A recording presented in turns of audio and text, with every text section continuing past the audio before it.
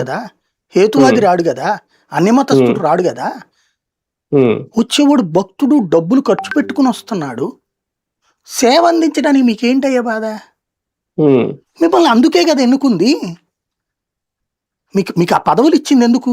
భగవంతుడి సేవ కోసమా, భగవంతుడి సేవకి దూరం చేయడానికి మమ్మల్ని అందరినీ? అదే కదా.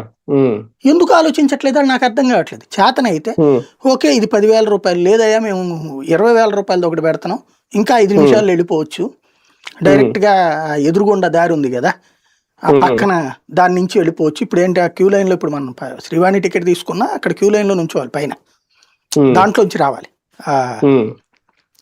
ఏది రూములు ఇవన్నీ ఉన్నాయి కదా, కంపార్ట్మెంట్లు, వాటిలో నుంచి రావాలి. ఆ కంపార్ట్మెంట్ లో కూర్చోబెడతారు పొద్దున, ఆ తర్వాత రావాలి అక్కడికి.